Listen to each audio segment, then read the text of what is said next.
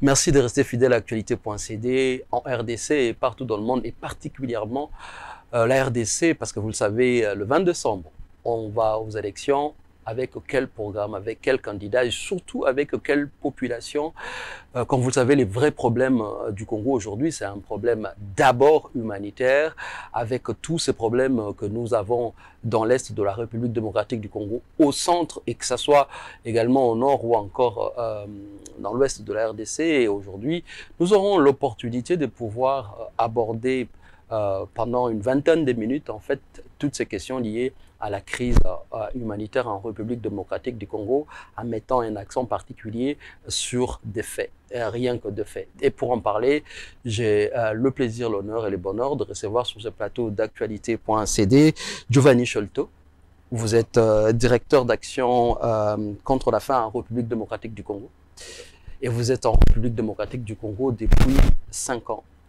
Alors moi, la question que j'ai à vous poser d'emblée, c'est que en situation de tension politique comme c'est le cas, donc avec les élections, on a déjà une crise qui existe, donc cette crise humanitaire multiforme qu'on a dans le pays à travers différentes zones, mais qui peut s'aggraver justement avec le contexte électoral. Comment répond-on à ce type de, on va dire, d'accès de tension, alors qu'on a déjà une situation de crise qui existe et qui fait déjà beaucoup de mal? Ce qui est fondamental, et merci pour la question, Patience, ce qui est fondamental dans ces moments historiques spécifiques, dans une conjoncture importante comme celle des élections, c'est de garder ce qu'on appelle la continuité de service, des services critiques que l'État offre déjà à la population congolaise. Les hôpitaux, surtout les UNTI dont j'ai parlé, pour les enfants les plus vulnérables, les salles d'accouchement, etc. Les services donc que l'État offre aux plus vulnérables de la population. On doit essayer de s'assurer qu'il y a une continuité vis-à-vis de ces services-là.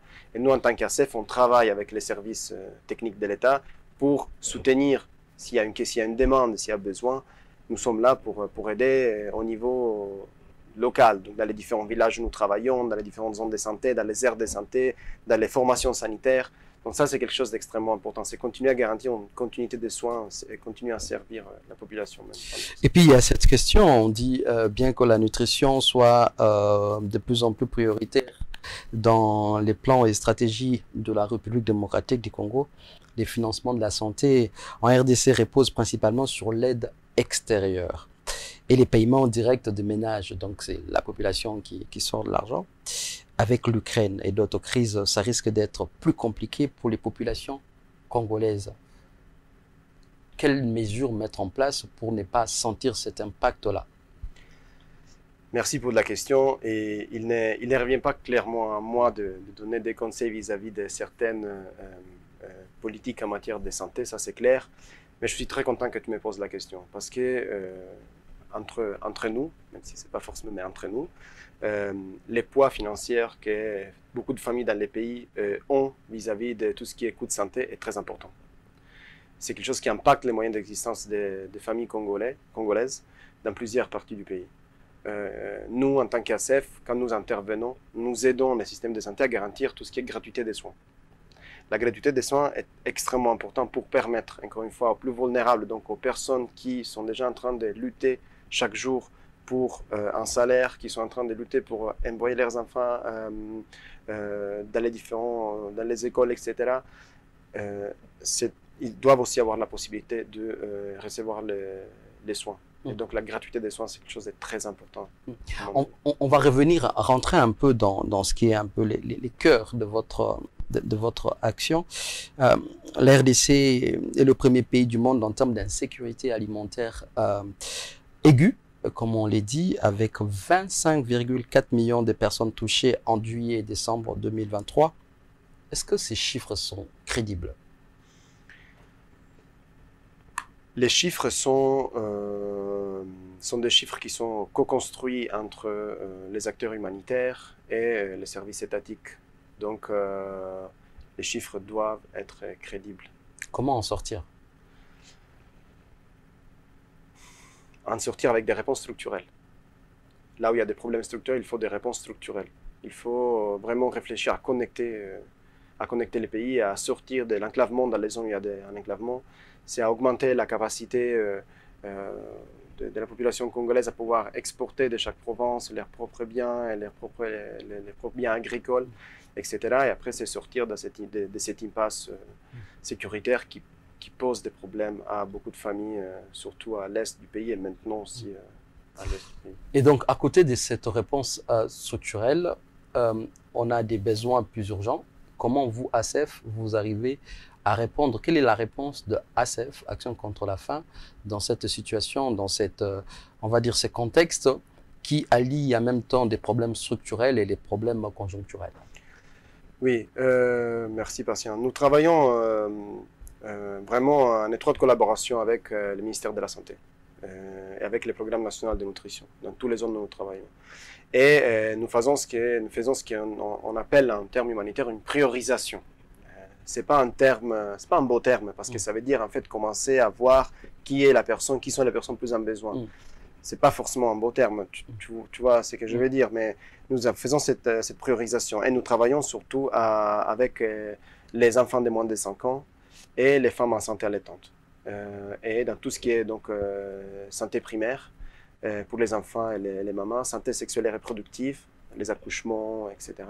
Et prise en charge de la malnutrition aiguë sévère, donc pour les enfants de moins de 5 ans. Tout ça à travers les structures étatiques qui existent déjà, à travers les directions provinciales de la santé, à travers les zones de santé, les bureaux centraux des zones, etc. Donc c'est comme ça que nous travaillons et nous focalisons notre attention financière aussi en termes de structures vis-à-vis de ces catégories-là qui ont plus de difficultés. Qu'est-ce que vous apportez concrètement? Alors, nos réponses sont différentes. On a des réponses qui en anglais on appellerait plus soft, donc ce sont des réponses en termes de formation vis-à-vis des structures, du personnel des structures sanitaires, donc des formations liées à la prise en charge de la malnutrition aiguë sévère. Ce sont des formations liées à certaines cours spécifiques de gestion de problèmes de santé primaire qui sont liés aussi à la sécurité nutritionnelle. Donc ça, c'est vraiment des formations. Et après, nous avons des fournitures en tout ce qui est médicaments pour santé primaire et pour tout ce qui est prise en charge aussi des malnutritions. Donc vraiment de l'approvisionnement en médicaments et en ce que nous appelons les plampinates. Ce sont des barrettes qui permettent de traiter les enfants malnutris. Et après, quand il y a nécessité aussi, on travaille à des réhabilitations dans les centres de santé, dans les formations sanitaires. Et pendant toute cette période où nous collaborons avec les centres de santé, nous fournissons aussi un soutien financier au personnel de santé dans ces différentes formations sanitaires. Aujourd'hui, votre urgence est focalisée à quel endroit exactement? J'ai envie de te répondre d'une façon rhétorique, mais qui après est vrai. Nous avons en ce moment 11 interventions en termes de sécurité nutritionnelle. Toutes les interventions sont prioritaires pour nous aujourd'hui. Nous travaillons dans les Maïdombe, au Kasaï central, au Kasaï oriental, à Ituri, au Maniema et au Nord Kivu. Là où nous sommes intervenus, ce sont des zones prioritaires. Et la décision d'intervenir dans des zones spécifiques a été prise en collaboration avec des membres du ministère de la Santé à travers les Pronanut. Donc même le déploiement des équipes d'ACEF, d'Action contre la faim dans les pays, est co-construit avec les services techniques de l'État. Restons un peu dans la partie ouest du pays avec ce type de conflit qui est un peu différent de ce que nous avons notamment dans la partie est de la République démocratique du Congo. Comment arrivez-vous à vous déployer dans des zones comme le Mai-Ndombe où vous avez une conflictualité assez différente de ce que nous avons dans l'est de la République démocratique du Congo? Vous avez des personnes qui ont fui leur domicile, leur village, leur zone et qui ne savent pas quand est-ce qu'elles peuvent retourner. Comment vous répondez à ce type de problème? Merci pour la question. Les Mai-Ndombe est une crise particulièrement complexe en ce moment pour nous en tant qu'humanitaires. Parce que c'est une crise qui reprend certaines particularités du Nord Kivu et aussi certaines particularités de l'Ituri, et nous les retrouvons au Mai-Ndombe avec déjà des difficultés d'accès physique qui sont extrêmement importantes. Parce que au moment où nous ne pouvons pas prendre la route, par exemple, pour des questions d'opération, ou parce que notre discussion avec les parties prenantes nous disent qu'on ne peut pas en fait prendre la route pour des questions de sécurité, nous empruntons les fleuves. Donc avec des canaux rapides de Kinshasa jusqu'au Mai-Ndombe. Et donc, vis-à-vis de ça, clairement, c'est extrêmement cher. Ça coûte énormément d'argent. Tu peux imaginer les canaux rapides ici et là-bas. Donc, il y a déjà des coûts de support, on appelle ça les coûts de support, qui sont extrêmement élevés. Après, la question que tu me poses, ça m'amène à parler de tout ce qui est accès humanitaire.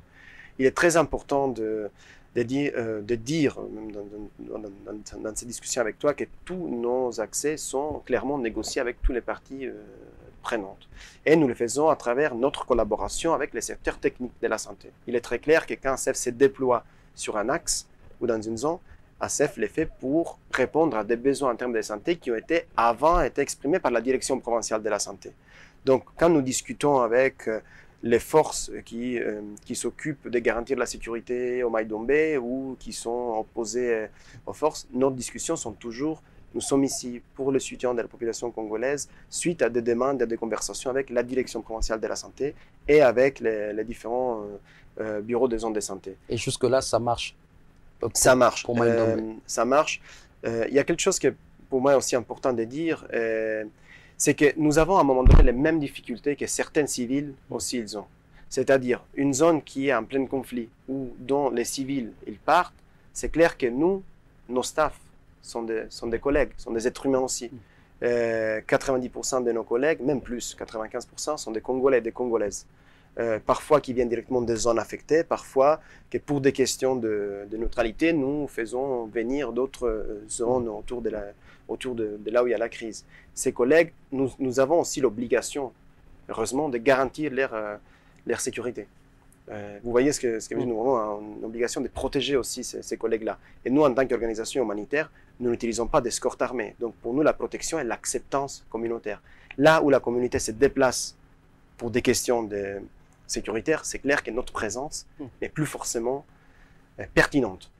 Donc pour le moment, nous arrivons à là où il y a des communautés où là donc l'accès pertinent est permis, nous arrivons à nous déployer. En tout cas, oui. Par exemple, pour Kinshasa, quand on lit certains rapports du PAM ou encore FAO et les autres, on remarque même à Kinshasa, il y a des zones où vraiment la crise alimentaire était aiguë. Est-ce que vous avez des actions bien particulières dans la capitale où on a, on va dire, de besoins très élevés en termes d'urgence alimentaire? Nous avons travaillé à Kinshasa au moment de la crise liée au Covid. Nous avons soutenu des centres de santé donc, en ce moment, il y a quelques années, donc, spécifiquement à Kinshasa. Après l'urbanisation et donc l'augmentation de personnes dans une ville comme Kinshasa, évidemment, crée des problèmes de sécurité alimentaire, mais ce n'est pas quelque chose sur lequel Action contre la faim en ce moment est directement impliquée dans des zones urbaines. Nous sommes impliqués dans d'autres zones urbaines, par exemple autour de Goma, avec des réponses en santé mentale, nutrition, santé, eau et assainissement, dans les camps qui sont autour de la ville. Ça, oui. Oui, parlons justement de Goma et de ses alentours.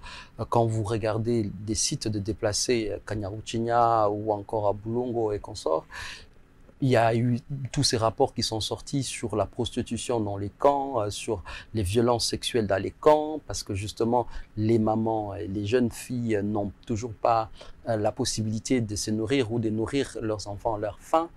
Comment vous répondez pratiquement dans ces zones de sites de déplacés comme Bulongo ou Kanyaruchinya, où on voit vraiment que les femmes sont en situation difficile et sont obligées parfois de se prostituer à l'intérieur de camps et même de recevoir ou bien de subir de violences sexuelles? Merci beaucoup, Patient. C'est un problème que nous, en tant qu'Action contre la faim, nous avons fait remonter depuis le début, depuis notre premier déploiement dans les camps, où nous avions trouvé que environ 46%, entre 45 et 46% de travailleuses du sexe donc dans les camps de déplacés, dont, entre autres Kanyaruchinya, étaient des mineurs. Donc tu te rends bien compte qu'on parle de quelque chose d'extrêmement sensible, extrêmement compliqué, avec une présence de multiples Nganda où ces choses s'est passées, etc. Nous avons immédiatement fait remonter l'information parce que c'était quelque chose de vraiment touchant, inacceptable.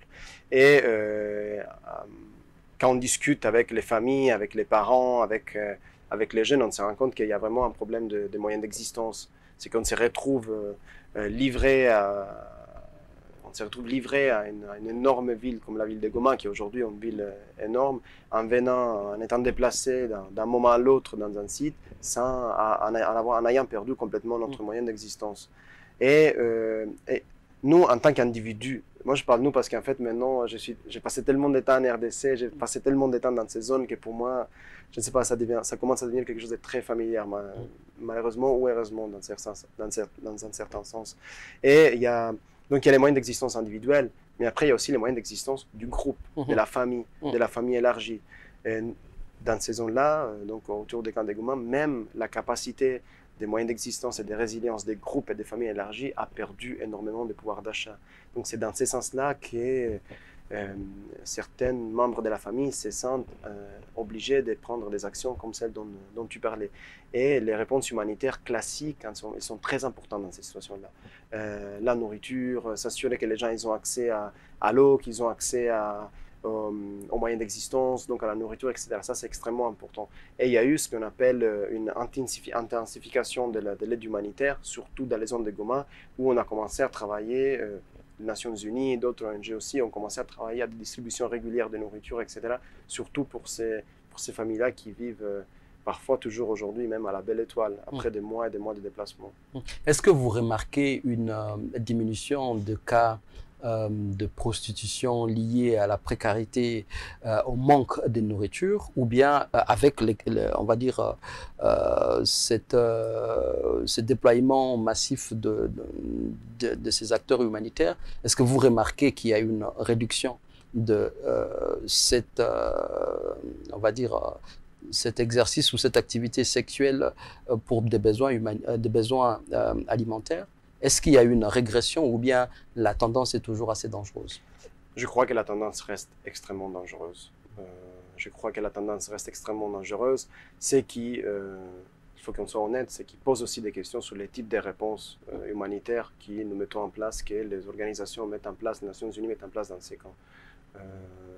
L'aide immédiate, directe, peut avoir un impact sur le moment pour la famille, mais clairement sur le long terme, il est important de trouver des moyens d'existence qui sortent du-delà de la dépendance de l'aide humanitaire. Et ça, l'aide humanitaire doit être en mesure d'accompagner aussi les populations dans ce sens-là. Et un autre élément qui est très important, c'est la santé mentale.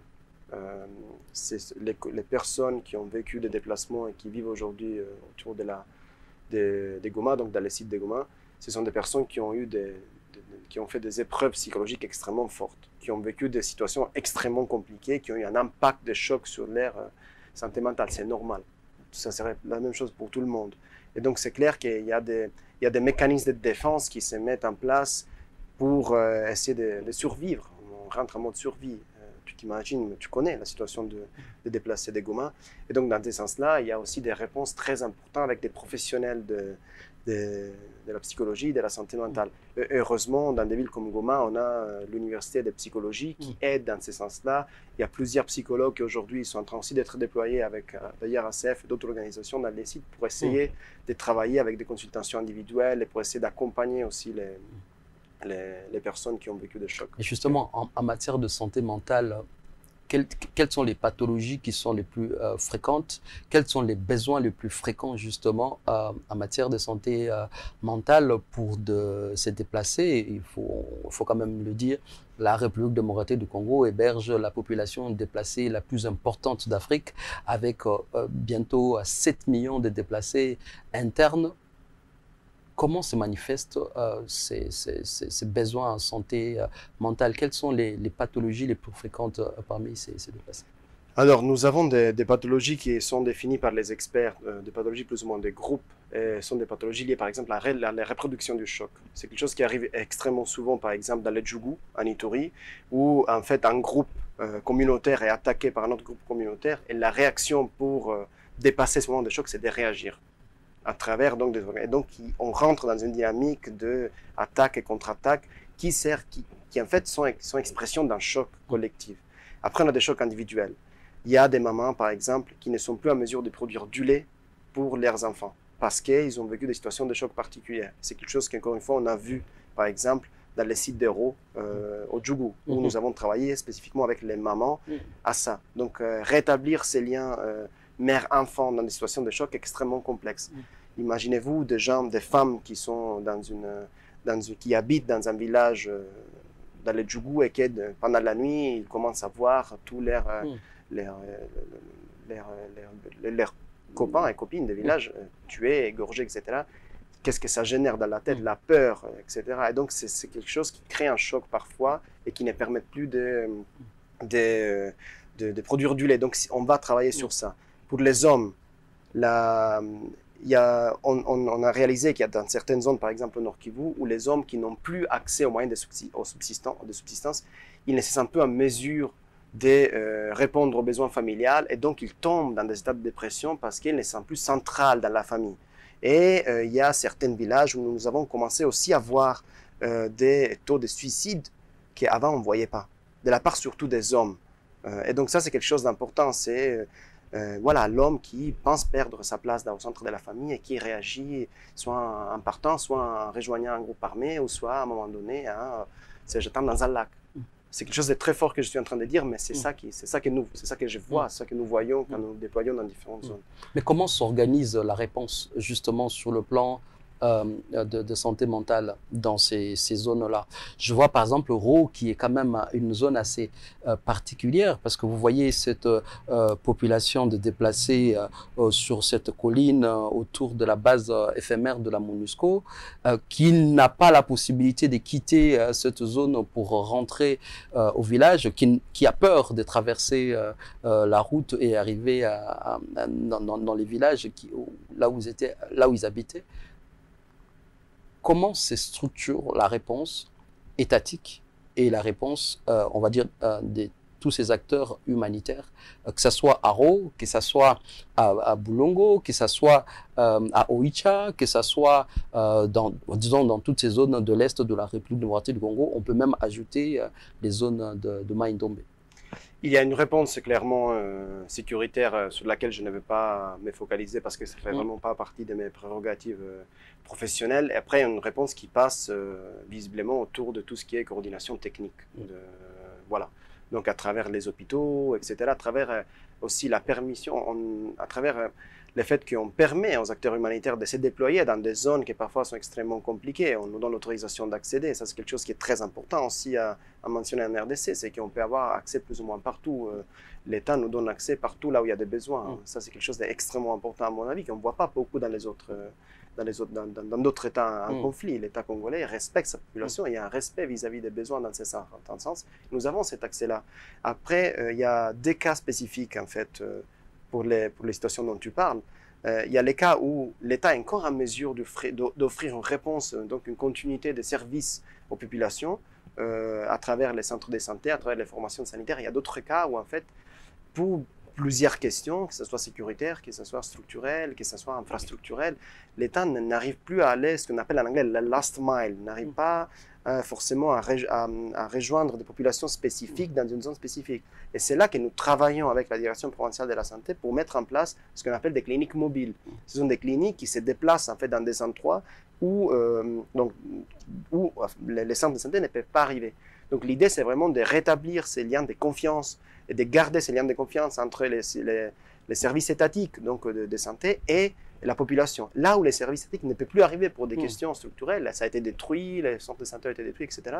Là, on met en place des cliniques mobiles pour nous assurer que les systèmes de santé puissent aller rencontrer directement la population. On termine cet entretien. Moi, je vais quand même poser cette question. Ça fait 5 ans que vous êtes en République démocratique du Congo. On a l'impression que la situation évolue négativement. Parce que quand je vois les chiffres, comme je disais, avec l'indice Informe 2023, on voit que la crise en République démocratique du Congo, qui est déjà évaluée à 9 sur 10, en 2024, on risque d'arriver à 10 sur 10. Si vous devez faire quelque chose de manière différente des années précédentes, ce serait quoi?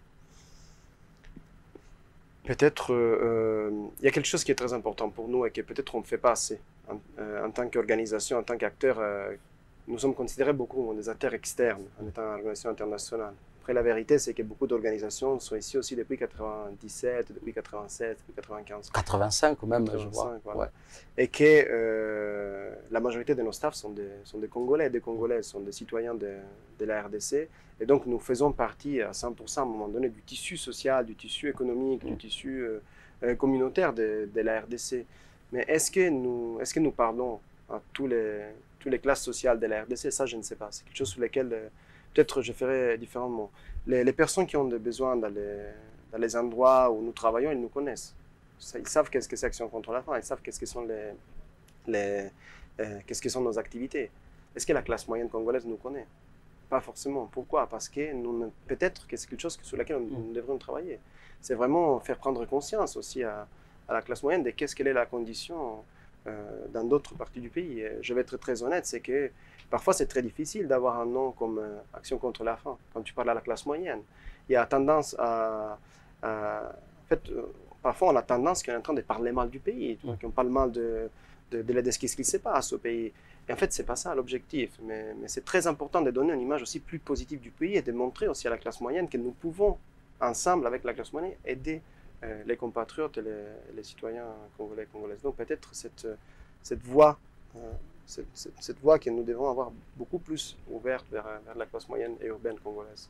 Merci beaucoup, Giovanni Sholto. Merci beaucoup, Bastien. 5 ans en République démocratique du Congo et vous êtes directeur d'Action contre la faim. Et vous vous déployez en République démocratique du Congo dans des zones qui ont le plus besoin de réponses alimentaires. Et je vous dis un grand merci. Merci d'avoir visité les locaux d'actualité.cd. Merci d'avoir également rendu visibles tous ces grands problèmes que nous avons dans ce pays. Merci également à vous qui avez suivi ces programmes sur actualité.cd. On se retrouve très bientôt sur toutes les plateformes digitales de votre média.